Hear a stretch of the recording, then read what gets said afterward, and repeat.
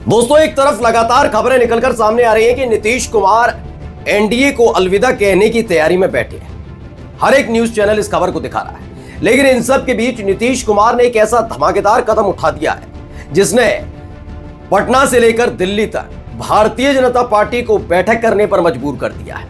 क्योंकि दिल्ली पहुंचे जरूर नीतीश कुमार, लेकिन इस बार अमित शाह या फिर नरेंद्र मोदी से मुलाकात नहीं की है। वो सिर्फ और सिर्फ कांग्रेस पार्टी के नेताओं से मुलाकात करने पहुंचे। यह अपने आप में एक ऐसी खबर है जिस खबर ने पिछले एक हफ्ते से वैसे ही तूफान ला रखा है पटना में।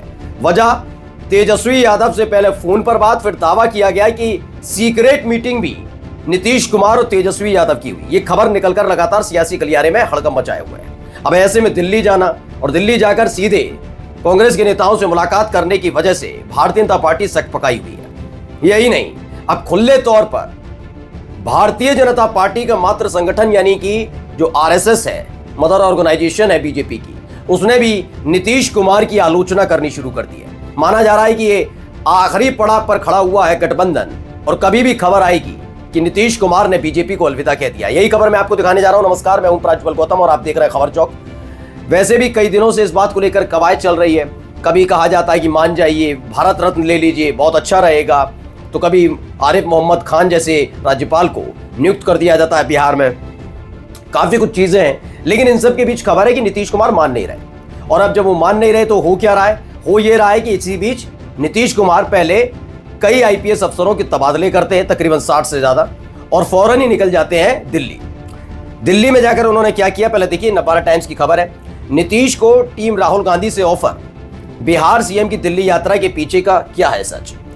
इसमें ये बताया गया, नीचे खबर पड़ी, आखिर दिल्ली यात्रा की जरूरत क्यों पड़ी। मुख्यमंत्री नीतीश कुमार की मुजफ्फरपुर और वैशाली जिलों की प्रगति यात्रा रद्द करते ही बिहार की राजनीति गर्म हो गई। दरअसल ये यात्रा लगातार निकल रही थी और इसको लेकर भी कई तरह के सवाल खड़े हो रहे थे। सवाल ये खड़े हो रहे थे कि जब आप सरकार में है तो क्या होता है ना, जब आप कोई यात्रा निकालते हैं तो साथ मिलकर निकालते हैं। लेकिन जनता दल यूनाइटेड ने इस बार बीजेपी को इस यात्रा से दूर रखा कि आपकी कोई जरूरत नहीं, आप मेरी यात्रा में मत आइएगा, और सिर्फ अकेले यात्रा निकाल रहे हैं। और अकेले यात्रा में मतलब मेरा कहना है कि अगर सरकार की तरफ से भी है तो कम से कम सम्राट चौधरी को और विजय सिन्हा को लेते, लेकिन नहीं लिया। उन्होंने कहा नहीं, हमारी यात्रा से दूर रहिए। न विधायक, न कोई बीजेपी का सांसद और न ही कोई मंत्री उठाया, बल्कि खुद ही जनता दल यूनाइटेड का झंडा उठाकर पूरे प्रदेश में यात्रा कर रहे हैं, यानी कि वो सिर्फ अपने लिए माहौल क्रिएट कर रहे हैं। अब ऐसे में खबर आई कि मुजफ्फरपुर और वैशाली की वो में उनका कार्यक्रम था, उनकी प्रगति यात्रा पहुंचनी थी, लेकिन वहां नहीं गई, उसे रद्द कर दिया। और कहां चले गए? जब नीतीश कुमार दिल्ली यात्रा पर निकले तो एनडीए की राजनीति कई सवालों के घेरे में आ गई। ये माना जा रहा है कि नीतीश कुमार की 2 दिवसीय यात्रा का मुख्य मकसद एनडीए की राजनीति में मंडरा रहे संशय के बादल का सच जानना है। अब इसे सहयोग कह लें कि पूर्व प्रधानमंत्री डॉक्टर मनमोहन सिंह के निधन से दुखी परिवार को सांत्वना देने के लिए दिल्ली जाना भी जरूरी था। लेकिन खबर यही नहीं है कि वो सिर्फ सांत्वना देने गए। यह है कि दिल्ली में उनके 2 बड़े सिपह सलार माने जाते हैं, कहा जाता है बीजेपी की तरफ से, लेकिन मैं तो हमेशा कहता हूं सिपह सलार नहीं है, बल्कि जनता दल यूनाइटेड के नेता होने हैं जरूर, लेकिन वो मोदी शाह के खास है। मैं नाम बता देता हूं।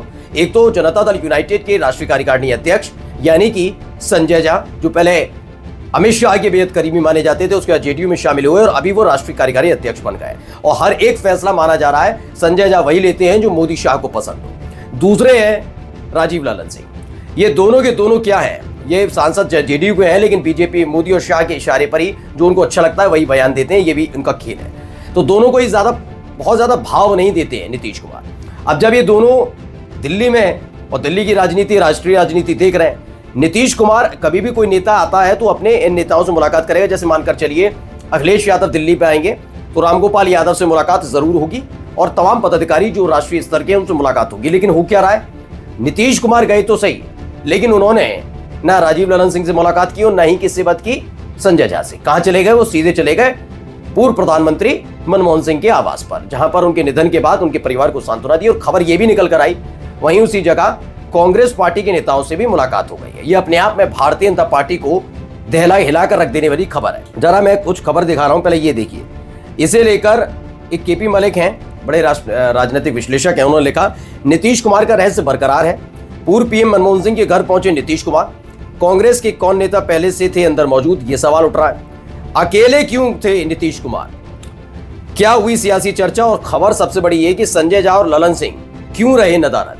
इन 2 नेताओं की मौजूदगी होना बहुत जरूरी है, लेकिन नीतीश कुमार ने इन दोनों नेताओं से ना मुलाकात करना जरूरी समझा और ना ही इन्हें अपने साथ ले जाना जरूरी समझा। वो अकेले गए, अकेले यात्रा निकाल रहे, अकेले गए, ये तमाम चीजें होंगी। ये तमाम चीजें चली रही थी। इसी बीच बिहार के अंदर एक घटना घटी।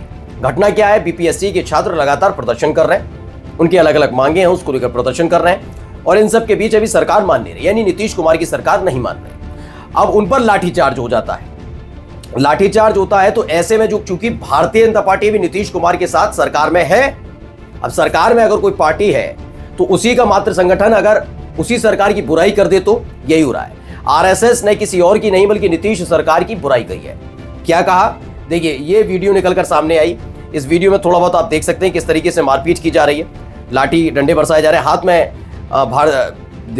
जो भारत माता का झंडा है, हमारे देश का झंडा है, फिर भी उन्हें मारा पीटा जा रहा है। वाटर कैनन का इस्तेमाल किया गया, तमाम तस्वीरें निकल कर आई।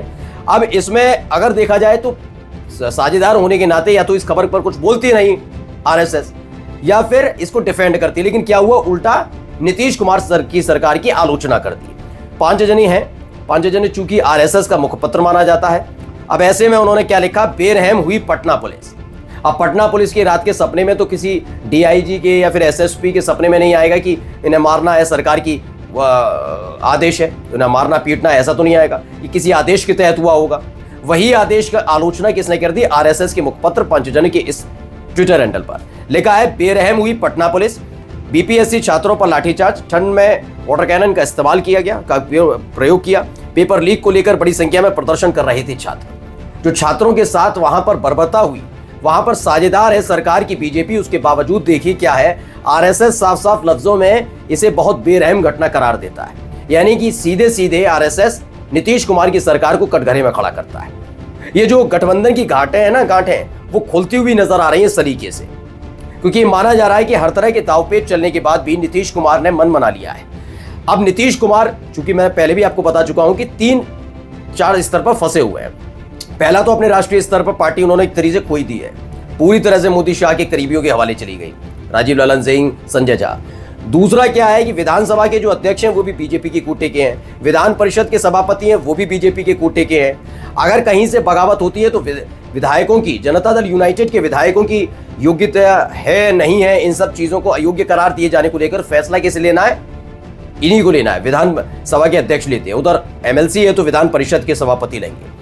सरकार बनेगी नहीं बनेगी, कैसे बनेगी, क्या है आंकड़ा, इसके लिए अपने एक राज्यपाल को बिठा दिया गया है, मोहम्मद आरिफ खान, वो इसी चीज के लिए जाने जाते हैं। तो पूरी तरह से इन्हें 4 मोर्चों पर घेर रखा है। फिर भी आप कहेंगे कि नीतीश कुमार ये कदम क्यों उठा रहे हैं, तो आपको बता दूं, नीतीश कुमार ने बीजेपी से अलग हटकर पहले तो प्रगति यात्रा निकाली, माना जा रहा है कि उन्होंने तय कर लिया है बीजेपी से अलग हटना है। दूसरा, इसका फायदा उन्हें आने वाले चुनाव में हो सकता है, कैसे कि आखिरी चरण में चीजें चल रही हैं और अगले साल ही बिहार में विधानसभा चुनाव है। अगर भारतीय जनता पार्टी ने, अगर नीतीश कुमार ने कोई कदम उठाया और भारतीय जनता पार्टी ने पार्टी तोड़ने की, जेडीयू तोड़ने की कोशिश की, तो यकीन मानकर चलिए नीतीश कुमार ये जानते हैं कि अंबेडकर के मसले पर, मुस्लिम वक्फ बोर्ड संशोधन वाला बिल जो है उसके मसले पर बीजेपी फंसी हुई है। ऐसे में एक सहानुभूति भी जाएगी कि जब नीतीश कुमार ने मुसलमानों के लिए, दलितों के लिए कदम उठाया, बीजेपी से अलग हुए, तो बीजेपी ने उनकी पार्टी को तोड़ा। तो एक सहानुभूति लहर का फायदा भी नीतीश कुमार को हो सकता है। ये सारे पैतरे सोच समझ के किए जा रहे हैं। ये सारा खेल वही है और ऐसे में दिल्ली पहुंचकर कांग्रेस के नेताओं से मुलाकात करने वाली खबर ने बीजेपी को अंदर तक हिलाकर रख दिया। नमस्कार।